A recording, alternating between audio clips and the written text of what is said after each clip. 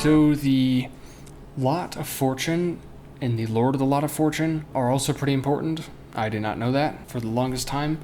The Lord of the Lot of Fortune is actually considered to be about equal in power to the Lord of the Ascendant, at least according to Vettius Valens. And it's the degree of the chart that connects the soul with the spirit and the body.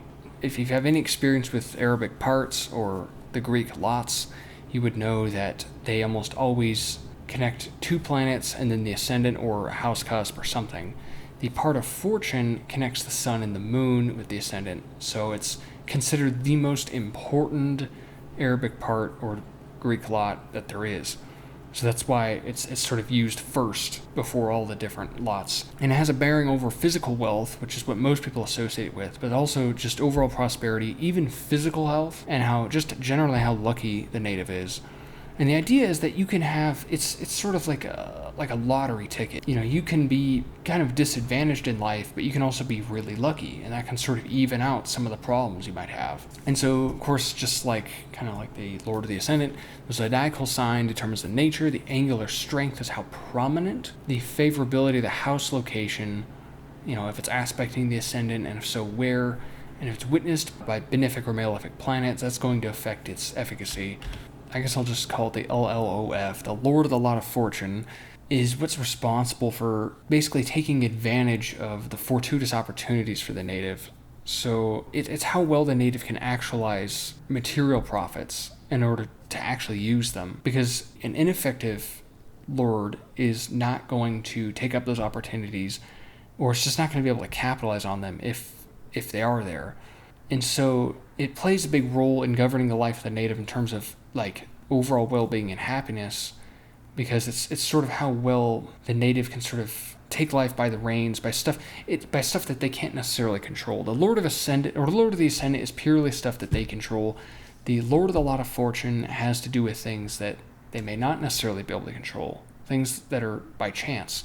Again, we analyze this planet by zodiacal sign, angular strength. The other thing, you know, of course, kind of look at is if it's in its own bound, its own domicile, its exaltation, or if it's in one of the signs that it's its own triplicity planet, one of its three. And ideally, the Lot of Fortune itself should be witnessed by its own lord. So it either by conjunction or by whatever, as long as it's in a whole sign aspect to its lord, that is like the make or break. If it's not aspecting it, it's going to be really hard for the Lord to really help. And so, just as kind of a paraphrased example, Saturn as the Lord will give wealth through land, buildings, and inheritances. Jupiter will give wealth through good-natured people, spirituality, and the native's own sort of spiritual vision or vision for how they see their life. Mars can get sort of gained through military service, leadership, or any kind of public office, maybe some sort of metal work or as a martial artist of some kind. And Venus gets wealth or benefit through art, music, or dancing, like Venusian things, good food and drink, women. Mercury has to do with technology, communication, people around them, so like neighbors or colleagues that somehow benefit through them, maybe. Of course, the moon has to do with water, nurturing, hospice, or even motherhood. They could gain through those things. And of course, the sun, they will gain wealth and prosperity through their self-expression, leadership, or fame. If they get famous, maybe that just makes them more rich. Okay, so we're going to look at the Lord of the part of fortune. And in Robert's chart, it's in Virgo. And so the ruler of Virgo is Mercury. Mercury is pretty close to the sun. It's probably safe to say that he is, in fact, under the beams, invisible. And he's also retrograde, and he's peregrine. Now, there would be, some reception going on between Mercury and Mars, like a mutual reception. The problem is they're not making a Ptolemaic aspect. They're totally in aversion to each other.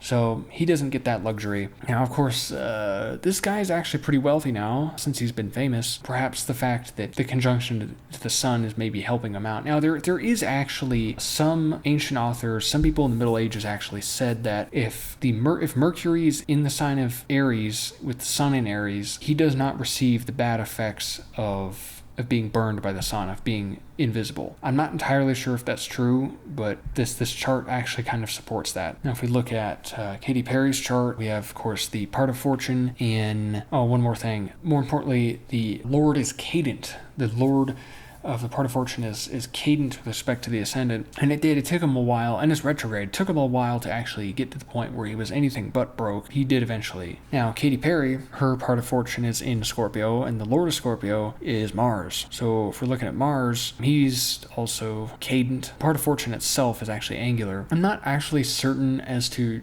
what her financial status is. I mean, can't be that bad if she's as famous as she is, but I mean, some celebrities really aren't as rich as you think they are. Who knows? Of course, Mars appears to be direct in motion and fast, and he's in really good shape. So I would imagine, and he's not, well, the only real issue is, okay, Mars is making a bi-sign sextile to the part of fortune. So it's not degree based, it's not as strong, but it is kind of there, which is good. You want to see that.